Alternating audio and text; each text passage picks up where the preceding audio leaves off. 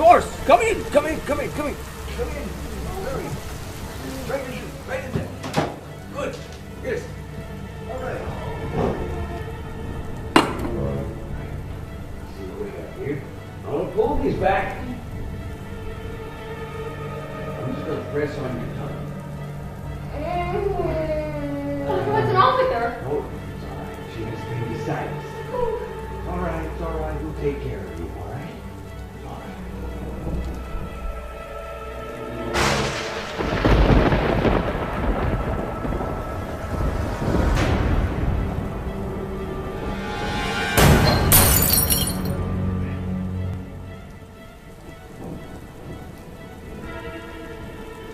Hold her down.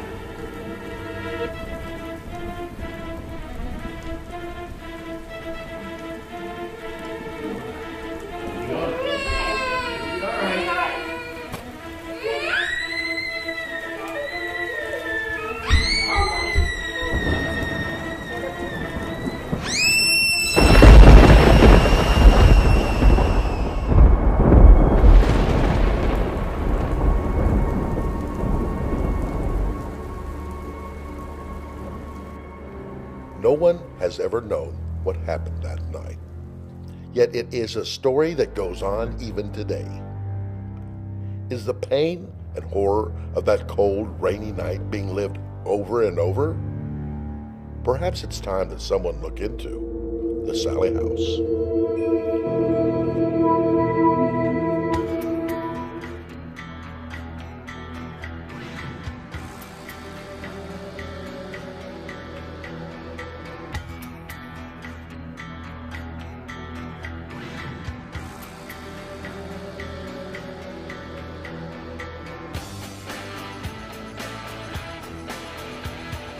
All right, can you tell us a little bit about what you've heard about the Sallie house? My dog won't even set foot on the property where the Sallie house is. I don't even believe in that stuff, but I would never go in the Sallie house. I don't know anyone who's gone over there and said they'd go back. It's one of those places that everybody, well, most people know about. It was talked about on TV. But you'd never go there? I would never go there. Do you believe in it, the haunting? Yes, I do believe that we used to live in a haunted house. I mean, it's just a bad house.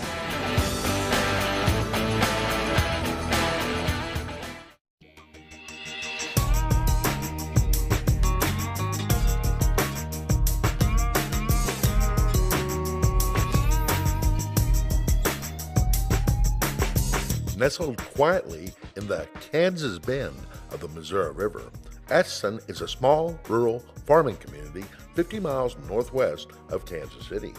These days, it is home to the Benedictine College and known as the birthplace of Amelia Earhart. Also called the Window to the West, this town was site of one of America's premier railheads. 150 years ago, freight trains arrived here on a daily basis, loaded with cattle just in from the famous drives of that era. About that same time, a legend was being born. Atchison would soon become home to one of the most haunted houses in North America, the Sallie house, a haunting that has driven one family after another from its doorsteps. Now, two paranormal experts have been brought to the location to see if they can find any answers to this most mysterious and provocative haunting. And that was the largest Indian Aboriginal burial sacred ground. Where was this at? In Point Edward, Ontario. And you were there, and I was the one who said there you'll find the 5 bodies right here, and that spurred the whole dig, all through the government areas and everything. Excellent. Yeah, he's holding the skull and he's going, I guess you were right. And being right about the unknown is what makes Robbie Thomas something special. Author, spiritual guide, and psychic. For the past 16 years, Robbie Thomas has worked compassionately to bring peace of mind to the families and loved ones of the dead, sometimes reaching across that dread void to comfort the dead themselves.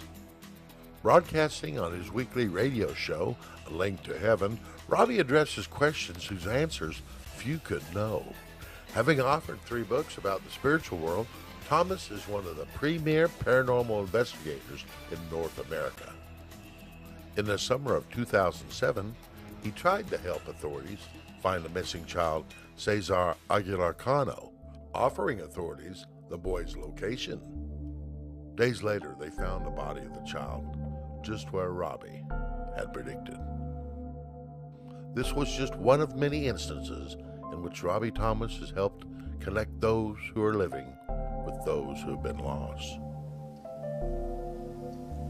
Hello, I'm Robbie Thomas, psychic medium, paranormal investigator from Canada. I'm here in Atchison, Kansas to take you for a ride in one of the most haunted homes in America, the SALLIE house. Ever ride on a ghost trolley? Every year, hundreds of people come to Atchison, Kansas to load up on the haunted trolley and visit the SALLIE house. This modest-looking home has become an infamous tourist destination for ghost hunters and curiosity seekers alike. Now, according to legend, Sally was a young girl who died on the operating table in this house, which was a doctor's home and office, with her last memories being of a man she believed was torturing her. Sally is said to exact her revenge on men who entered this home. Joining him is longtime colleague Michael Esposito, an expert in EVP or electronic voice phenomena.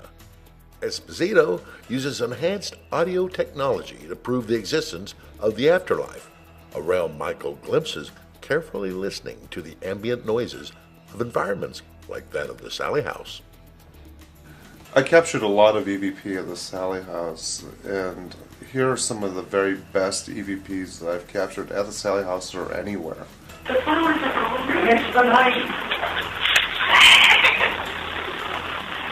Now that one was captured when we were sitting at the dining room table in the dining room of the house, and we were in between recording sessions.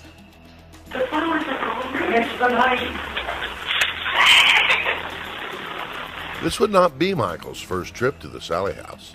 In fact, he has gathered a number of shockingly distinct EVP samples from this mysterious haunt.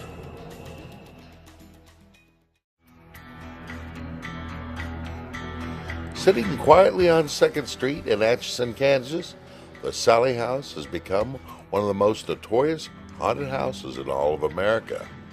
It is an old structure built sometime between 1867 and 1871 by Michael C. Finney.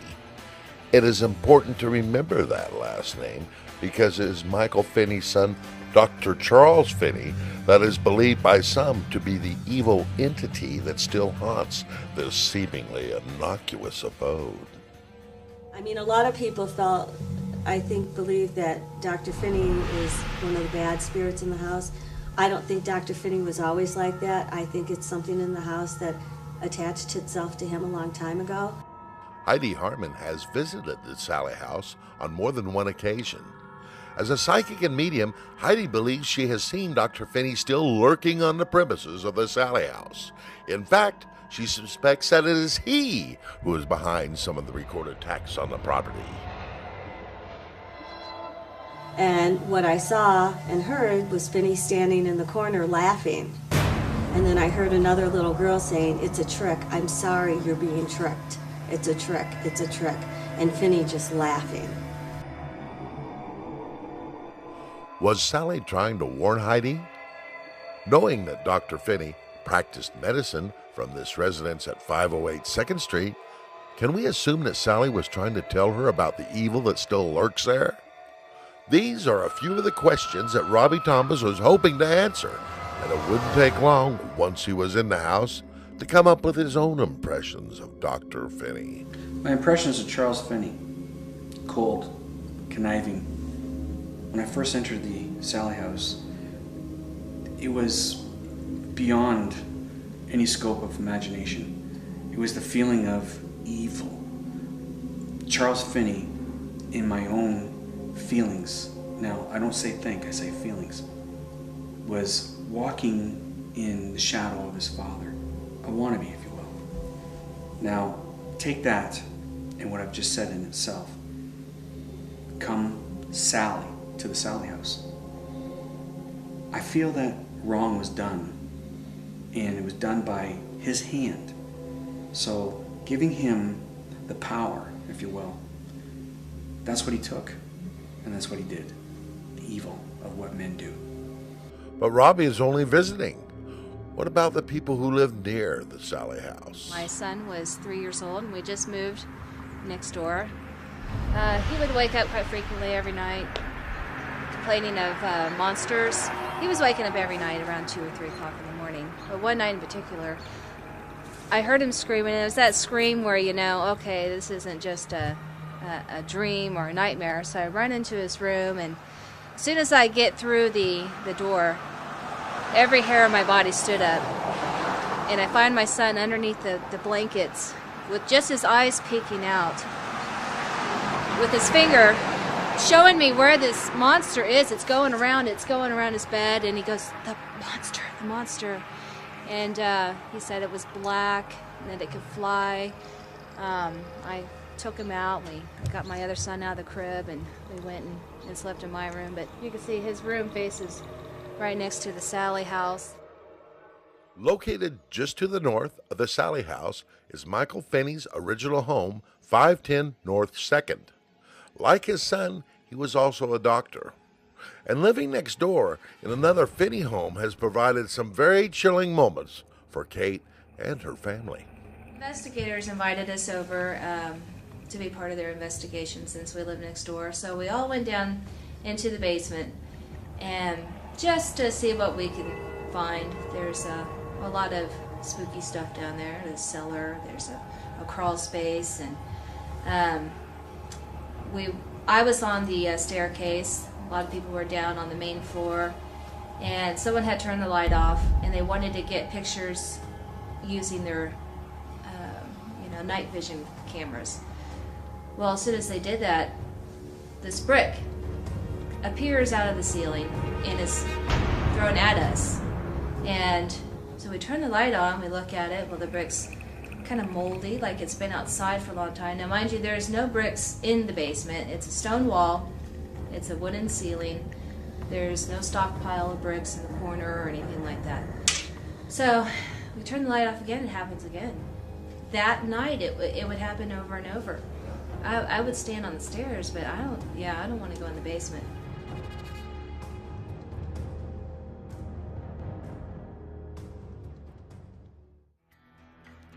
Just north of Kansas City is the small community of Atchison, Kansas. Known for being the home of Amelia Earhart, it has also become the destination for many paranormal investigators, and they come to visit the Sallie house.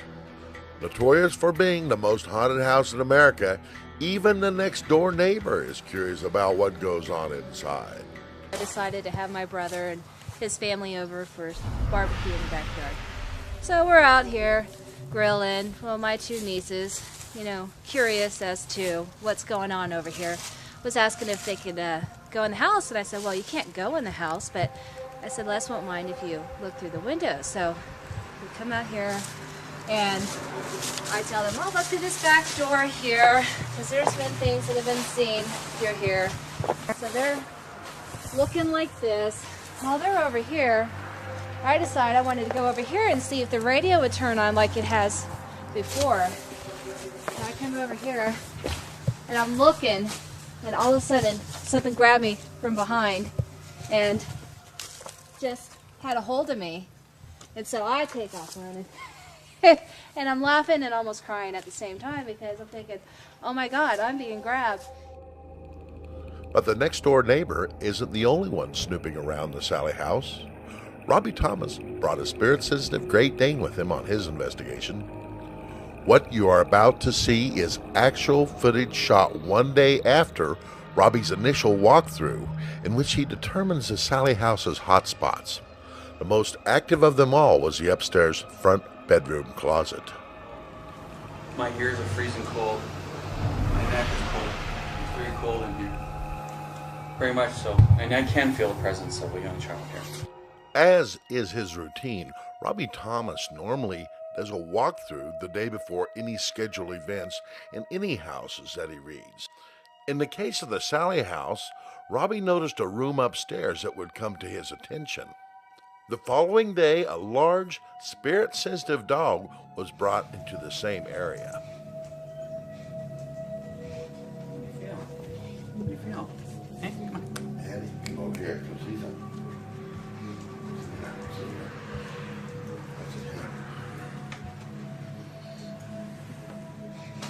You want to go in there?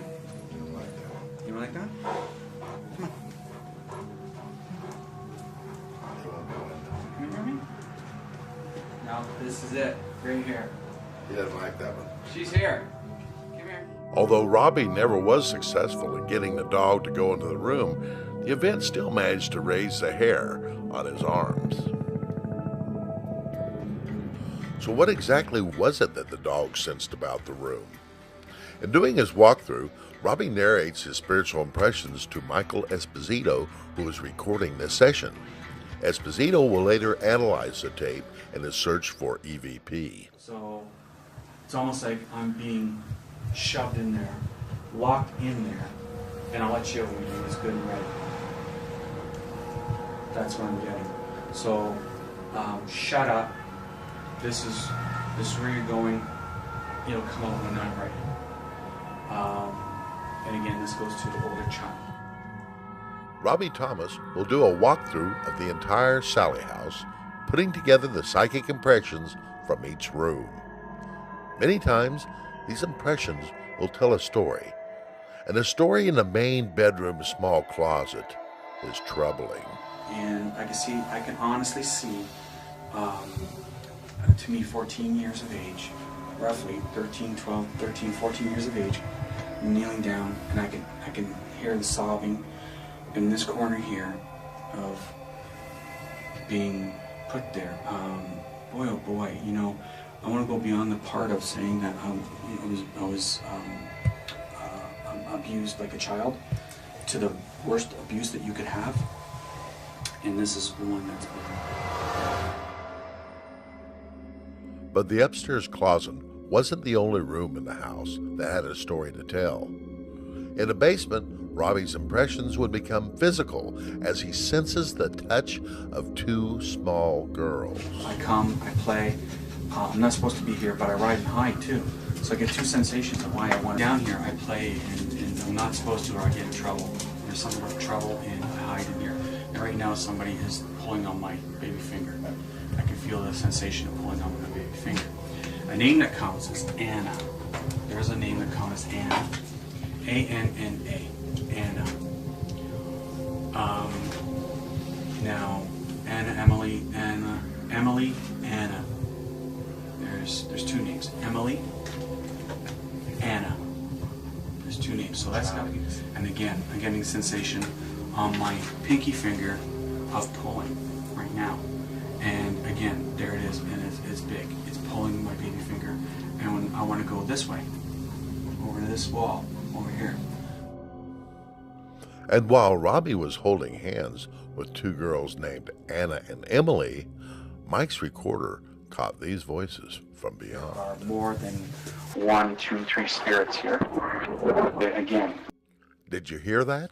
Since EVP is carried on the sounds that are ambient in a room, it is hard to discern the subtle messages that lay within. Listen again. 1, 2, 3 spirits here. Again. 1, 2, 3 spirits here. Again. Some EVP are more apparent than others. Many times they are shrouded in the ambient noise that carries them. A few minutes later, Robbie was being pulled behind the heating unit and almost out of view of our camera. In the darkness, he would encounter orbs of light suggesting a high amount of psychic activity. During Robbie's reading, Mike would record a very faint message. So this to me is a bunch of orbs. I got my eyes closed and I can see maybe 10, 12 different types of orbs. In this area here, there's a bunch of activity. So I feel that, again, Anna, Emily, Anna, Anna, Emily. Those two names back and forth are coming. I'm getting the significance of being called both. Now listen after we overlay Mike's enhanced version of the same exact moment. The eerie voice from beyond can be heard saying, "He's in power." Anna, Emily, Anna Emily. Those two names back and forth are coming. I'm getting the significant. Listen again. Anna Emily. Those two names back and forth are coming. The following day, Mike and Robbie would take a group of amateur ghost hunters through this same basement, showing the locations of unexplained phenomena, updating them on his recent walkthrough, and reviewing some of the tortured history of the Sallie House and its effect on those who have come to call this place home. For a while, anyway. Well, that lady that lived there, the reason she wouldn't let people go past her wasn't because she kept a bad, unneat house. It was because she was a witch. She practiced witchcraft. She painted a pentagram on the floor here. Les covered it up, but that's what got her evicted. As you might have guessed, not everyone has to be evicted from the Sallie House. Upstairs, Mike tells about another one of its tenants' adventures. Yeah, back in the 90s, this is when they finally decided not to come back here no more. That's when they were living here. He got thrown. He was in his bedroom here, and the dresser here started to shake and shimmy. The bed was jumping up and down. There was a thing on top of the dresser which was literally spinning around. He couldn't get the door open, and he was calling for Deborah, and he couldn't get the door open. He got the door open, and something shoved him right almost under that railing. And this is actually the door where he got thrown into on the 18th. He was standing here with two cameras.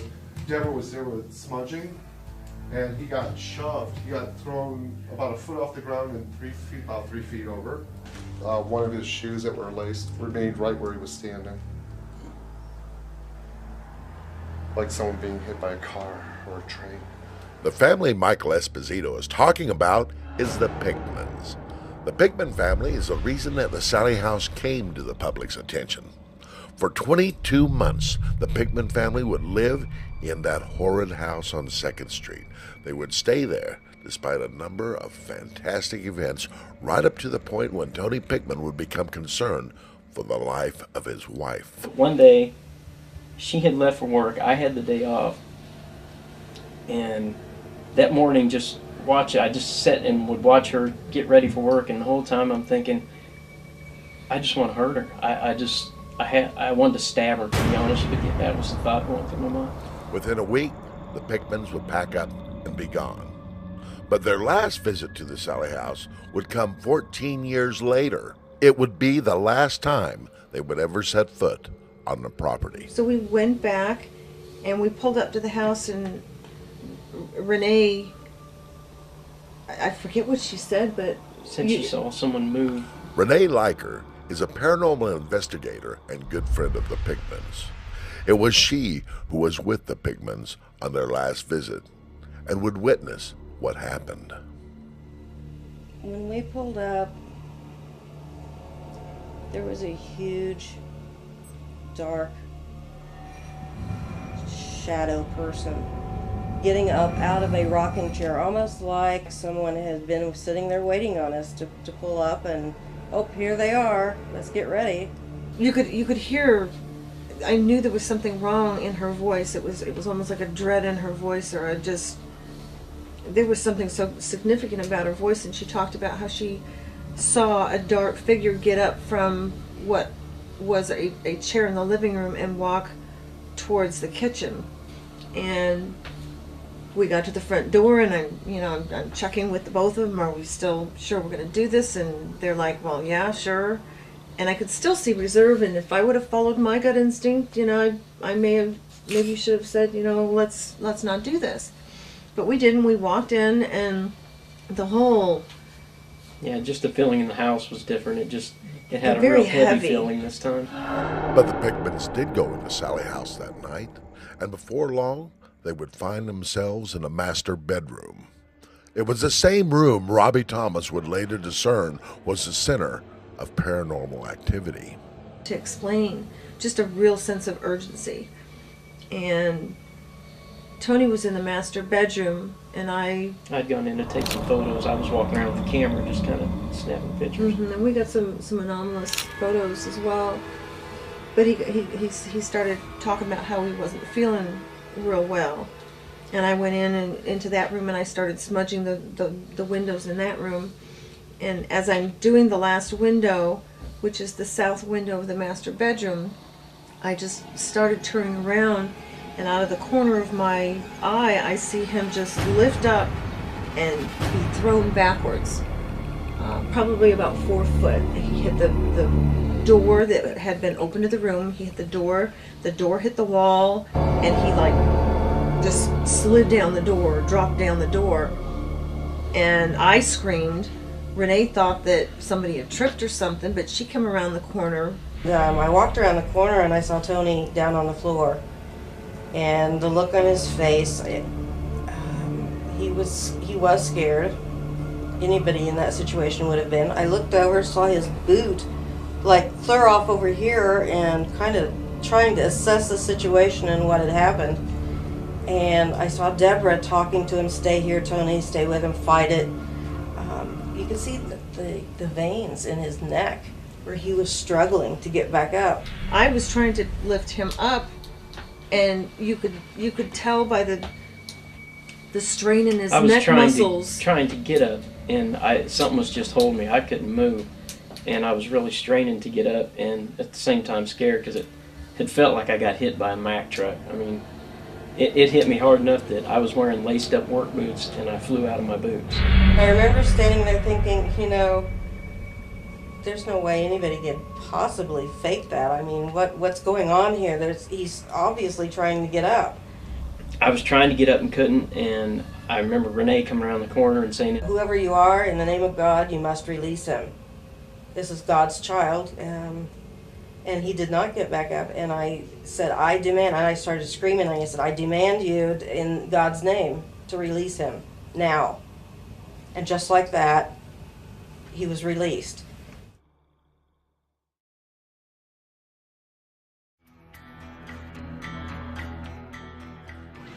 For many people, a chance to experience a real ghost is a once-in-a-lifetime opportunity. And for Angie Lyle of Kansas City's Lyle Style Productions, meeting Robbie Thomas and having a chance to shoot some extraordinary footage in a real haunted house was just too good to pass up. Anyone who's into ghost hunting has heard of Atchison, Kansas, one of the most haunted towns in the U.S., the most haunted town in Kansas. Now, these aren't just your run-of-the-mill haunted houses where there's actors in suits ready to jump out at you. This is the real deal. And when I got an opportunity to tour a closed haunted house with a well-known psychic, Robbie Thomas from Canada, I could not resist.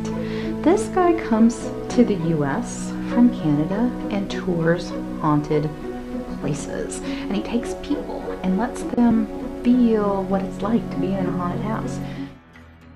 And although a chance to visit a real haunted house may seem like an exciting experience to most, to some, it is their worst nightmare. And that nightmare would begin in January of 1993, shortly after the Pickmans moved into the house on 2nd. One occurrence in this room, according to Deborah and Tony Pickman, was there was dolls placed in a circular motion on the floor. And shortly after moving in, we had just little animated little things happening in the house. The night of the bears, we were gone for the majority of the day. When we returned, it was my sister's last evening. She'd been there for a week with us. It was her last evening there. We had gone and rented some movies and planned to just chill out like we had for the whole entire week. And one of us had gone upstairs. I don't remember offhand which one. I believe it was me. It was you, yeah, because you came downstairs. I'd gone upstairs and turned on the light in the nursery, and when I was in there, all the toys, the stuffed animals especially, had been taken off the shelves and put in a perfect circle.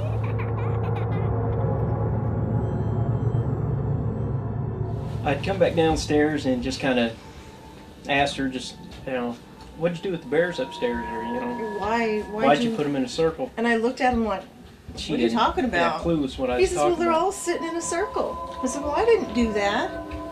So we all three went upstairs and looked in the nursery, and they were in a circle, like I'd said, and we thought, well, kind of funny, but we kind of assumed that my little brother lived next door, so we thought, well, maybe he'd come over and played a little trick on us or something.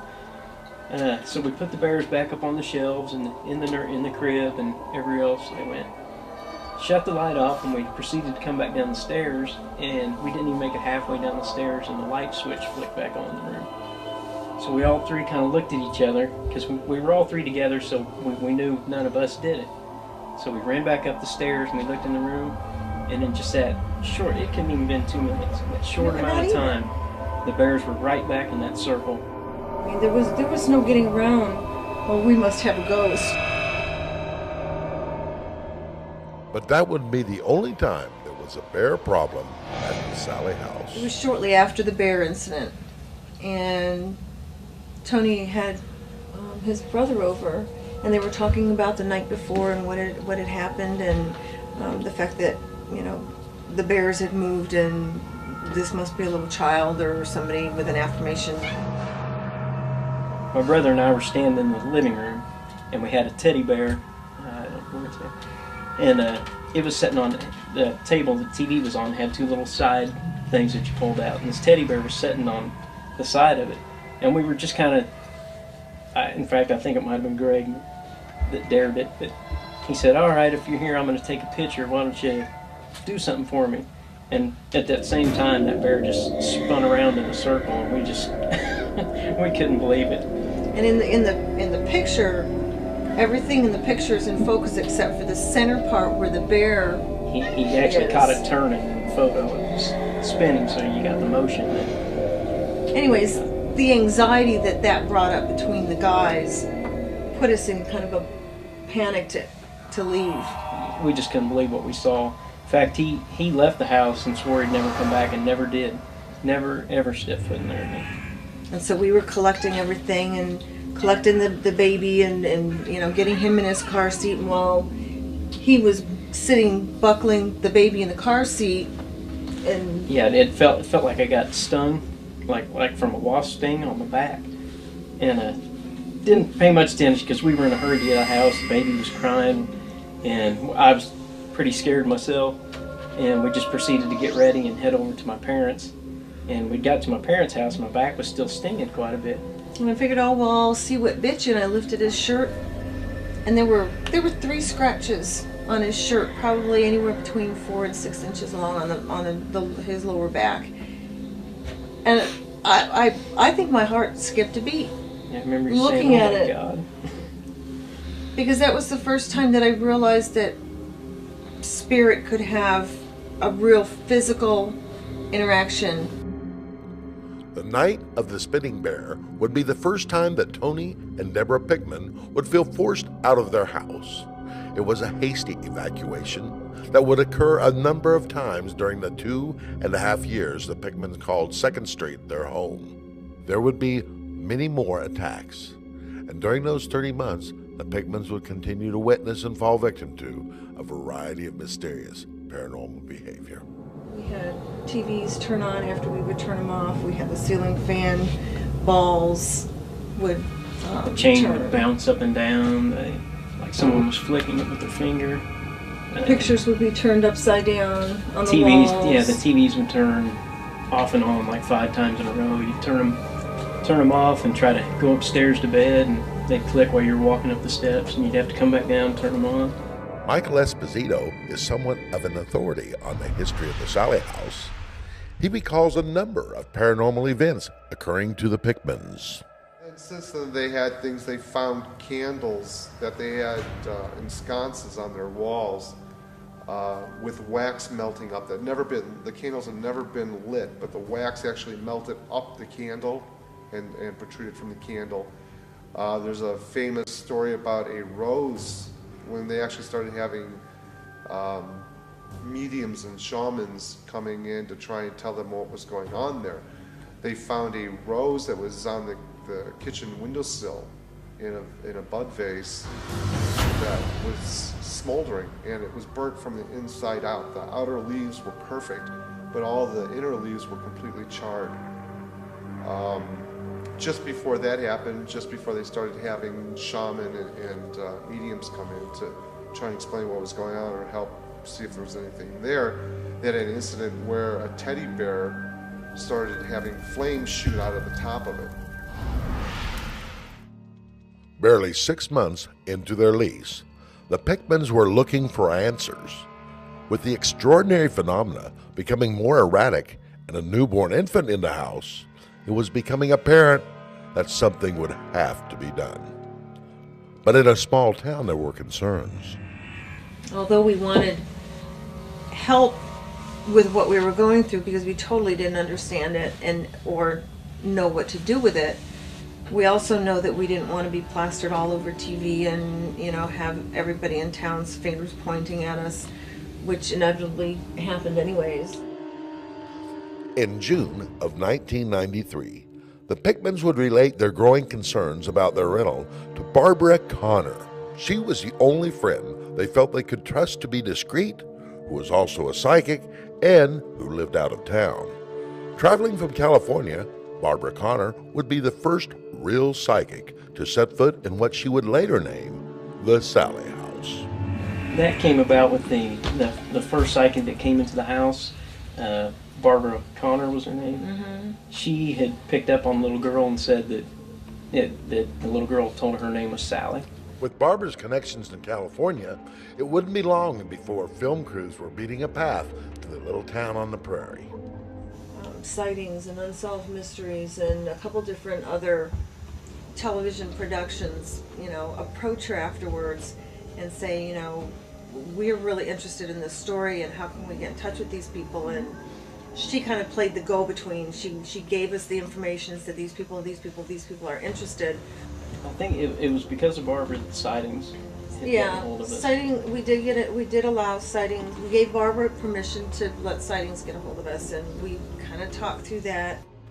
As time went on, word would start to spread about the 2nd Street haunting in the little town of Atchison. The television series Sightings would bring the first of many different television crews and investigation units to the Sallie House beginning in the fall of 1993. The return visits were warranted by the spectacular attacks caught in the early sessions. The footage that would be captured would throw open the doors of the Sallie House, revealing its fantastic secret to an astonished world. Les Smith owns the property at 508 2nd Street, and the Pickman family had been his very first tenants. He became aware of the bizarre activity in his new rental when the Pickmans asked a psychic friend to read the house. That visit would be the first time that the name Sallie would be sensed. It was also that visit which would bring the Sightings television show to this otherwise sleepy little Kansas town. They wanted to come in here, and I said, yeah, I have no problem. You can come in and do whatever. But Peter James was coming that day, or that night. He was coming with them, and I came by to check the place, make sure it was locked up, and was locking it up.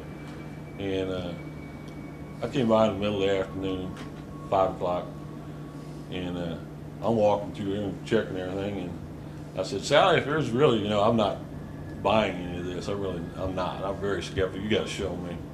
And I'm not buying any of it. And I said, Sallie, if you don't want these people coming in here, you let me know somehow. And they had installed the telephone. I said, here's my phone number. And I wrote my phone number down. I said, you call me somehow, let the phone ring twice. And do it twice so I'll know it's you and you don't want these people coming in. And I'm speaking out loud, talking to myself. So I leave. And next morning they call, they want to come in here. So I said, okay, I'll be over in a few minutes. I'm leaving the house, the phone rings. It rings once, then twice. I go to pick it up, and there's nobody there. So I head for the door again. Just so I'm going outside, the phone rings, and I hear it ring, and I said, I'm going to let it go. It rings twice, and it stops. And then I think about what I had said the day before, so I go pick up the phone, and there's static on there, just it scared the hell out of me. It really did. It scared me. That's when I got a very good friend, Father Thomas Flaherty. I called him. I said, Father Tom, this is what happened. Can this happen, or is it my mind? He goes, yes, it can happen. Don't you mess with it. So whatever you said you was going to do it. And but don't you mess with it. He said, then come by and talk to me later. So I come over and let these people in. I said, you got one day, do your stuff and get out. Then I went and talked to Father Tom, and he said, yeah, it's very real, and don't mess with it. And I haven't messed with it since. I never messed with it to start with. I just making comments. But that's what happened. That's the one time it really scared me.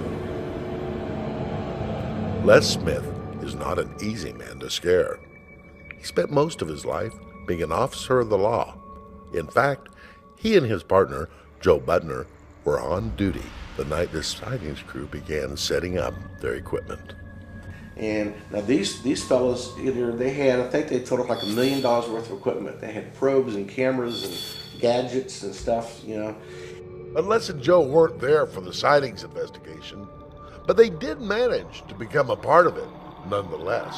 Including it would go up to a time it was about 10 years ago, and the TV show Sightings was filming, and I had talked to Les and about the TV show coming there and filming and setting up their equipment. So I stopped by the day that they were there. The film crew was there, and I happened to be on duty, and I was in a police uniform when I went into the house.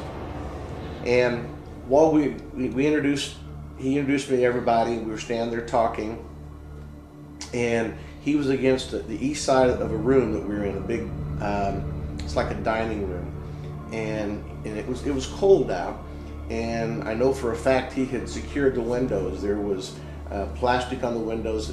My point being, there was no wind, there was nothing in the room, but one of the gentlemen handed Les a piece of paper which they wanted him to sign of some kind of a contract or waiver or release.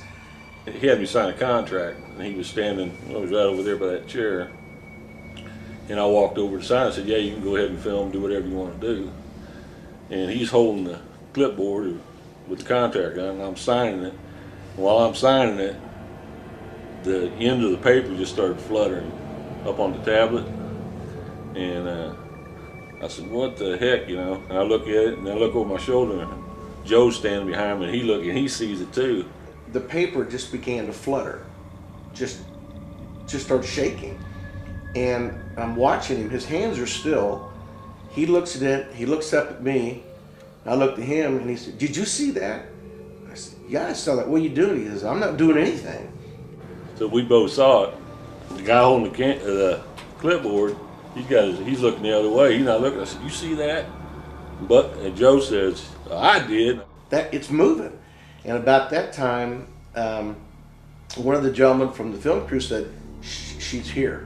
She's in the room. He says, just stay where you're at. I said, sure. And he started, they got some probes or equipment out, and they're looking for her energy. He said, there she is, and they would feel around. And they went and checked the windows, make sure there was no wind. Said, she's in here. Then the gentleman turned to me and said, she doesn't like you. She doesn't like that uniform. She doesn't want you here. And I said, not a problem. I can leave. So we left. And that was very strange. What was making the paper flutter, I don't know. And if Les and Joe thought what they saw was strange, it was a good thing they left when they did. As Tony would soon find out, the lights and cameras of the sightings crew would bring the Sallie House ghost to life. Most of it, I had a lot of them when they weren't there, but it seemed like when they did come up, I don't know if it's energy from cameras or I really can't explain it, or the people. I don't really recall that many scratches when the cameras weren't there. It was almost Really? as if it was like a show-off kind of a thing. During their unprecedented 5 visits to Atchison, the sightings crew would witness a number of alarming attacks, some of which were captured on film. 8 sightings broadcasts would be dedicated to these sessions. They have about 9 minutes of uncut, focused in on his torso where the scratch was forming. And they said sightings and some of the people that reviewed that footage for authenticity said it was probably some of the most remarkable footage that they'd ever seen because it was uncut for that entire 9 minutes. During the sightings sessions, a vast array of electronic equipment was deployed to search for and measure any anomaly that may occur. As it turned out, the investigation was shifted from being focused on the house to keeping an eye on Tony. Yeah, they'd set me in a rocking chair in the living room for was that all-night vigil? Yeah, it was like 11 to 12 hours, and with my shirt off. And Kerry Gaynor, who I have a lot of respect for. He was a really good parapsychologist. He was sitting He was sitting catty-cornered, I mean, like the chair that's sitting next to us, right next to Tony, and having conversations with him. And while he's talking, scratches would just show up. Yeah, I can't even say they formed. They would just be there. He would throw his hands up and he'd say, "Here's another we one. have another scratch." And I was sitting right here. He was so flabbergasted. He was so beside himself on how this could be happening right in front of him, and him not catching, the actuality of it happening. After watching dozens of malignant scratches form time and time again, a producer from one of the shows retired from the field. According to others on the crew, he was having a hard time reconciling his traditional faith with what he was witnessing at the Sallie house. Producers, early on, I think the involvement and what he witnessed in, filming and directing the segments, I think it kind of shattered his belief system. Or he more or less told him he wouldn't come back. Yeah, he was done with field desk work. job. He was done being out in the field. It was difficult for him. But what if the Sallie house ghost has influence that reaches beyond that of the structure on 2nd Street? Later that day, I was off work and I met up with Les to talk about what the film crew had done and what they'd seen and what we had seen. So since it was winter, it got dark pretty early, and we decided to take a ride back up to the house.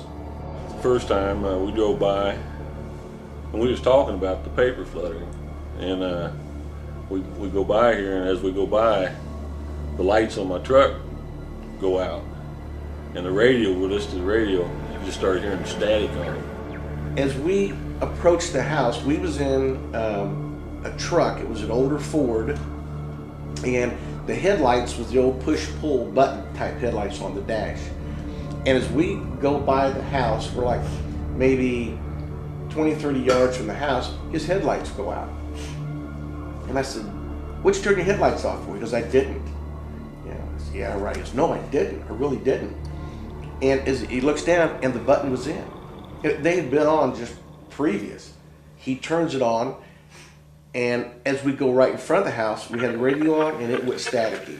Just looked to static, So he continued driving north for about 5 blocks, where we pulled into a parking lot to talk about what we had just witnessed, what we'd just seen.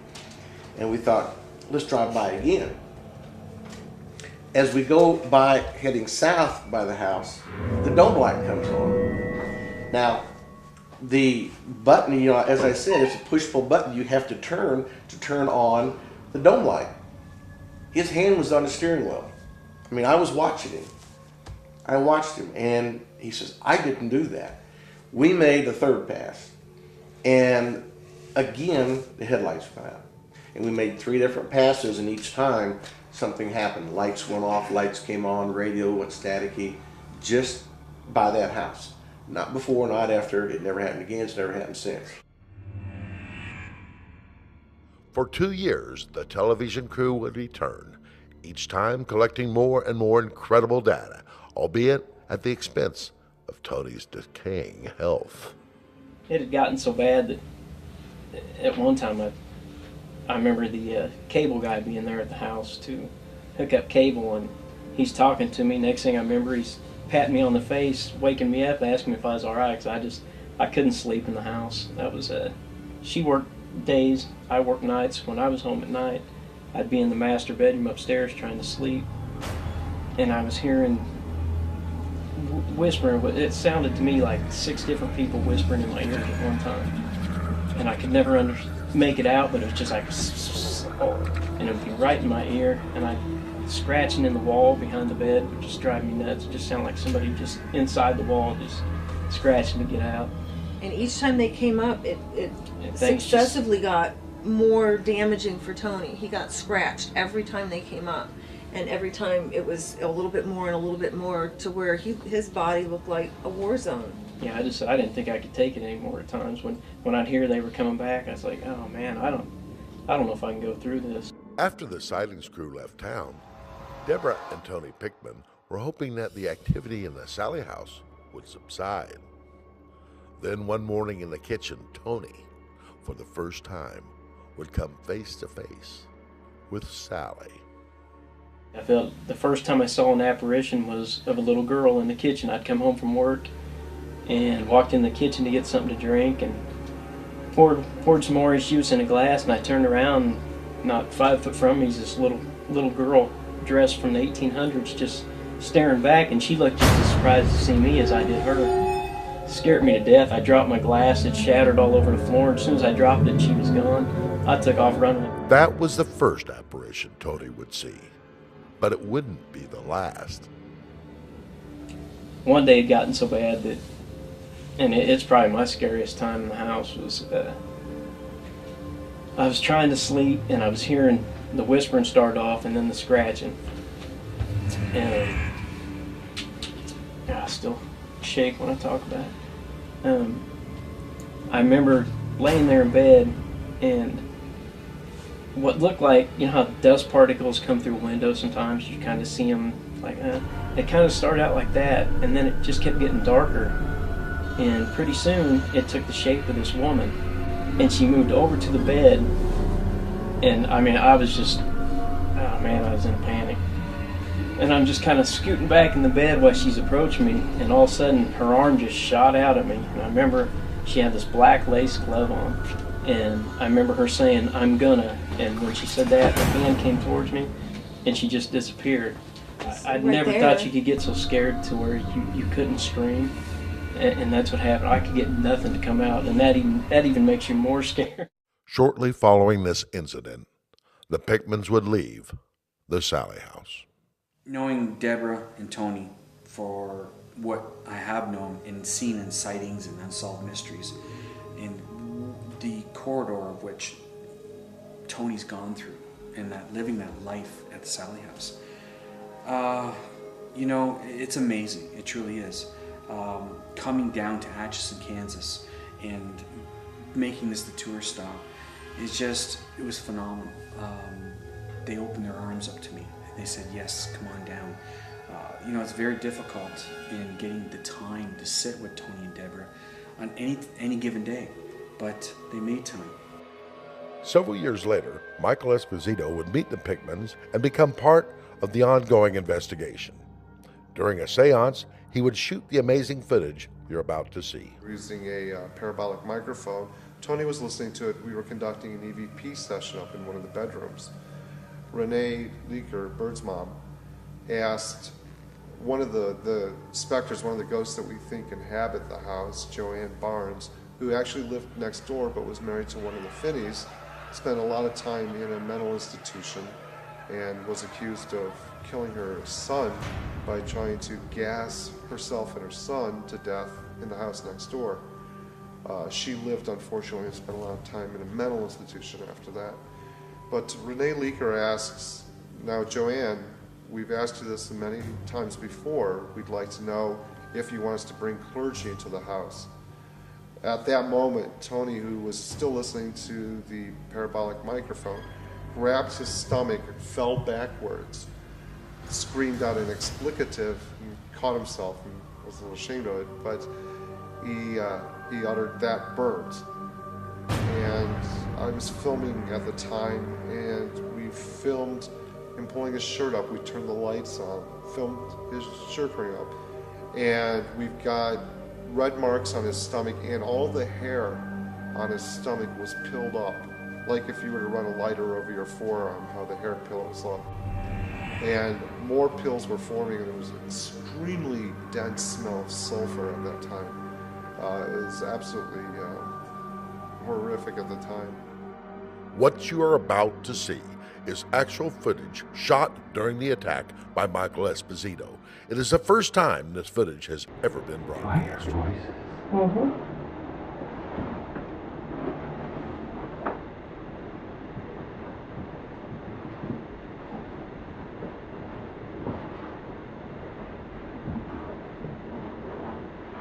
Those of you that are Catholic, would you like for us to get the priest to come in and bless the house? We've discussed this before, and we need a definitive answer.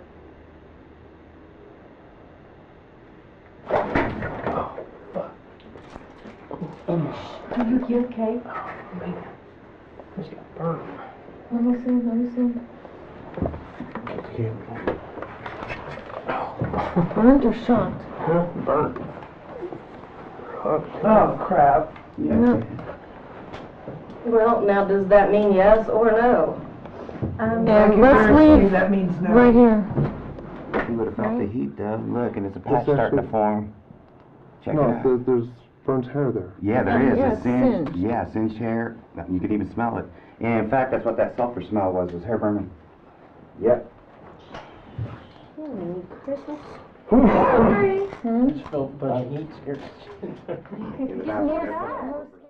The story of the Sallie House is one that remains unsolved.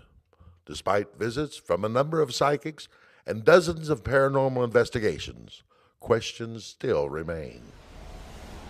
Haunted, I would say inhibited. Spirit goes anywhere. Sally, I would say closest thing I could come is Sally. And with me giving the 9 different names that were recorded in that home, Sally would be a doll. Is Sally a doll? A plaything to a child who once lived at this house? Or is it the name of a tormented little girl who suffered horribly at the hands of an unfit physician? Can a soul cross over the bounds of death and time? Is there something in the Sallie house that lays outside our comprehension? Are the anomalies experienced echoes from a world we cannot see or understand? And does the Sallie house mark the boundary between us and what lies beyond?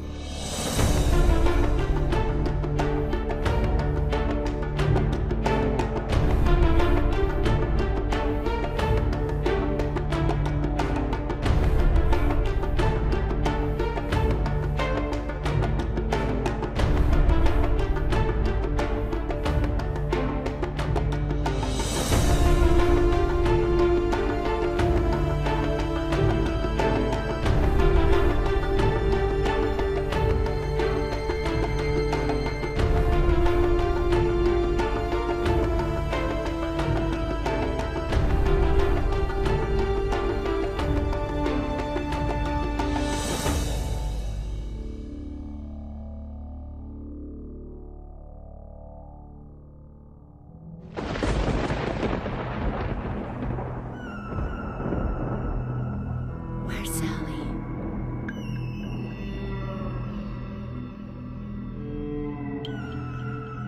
My name is Sally.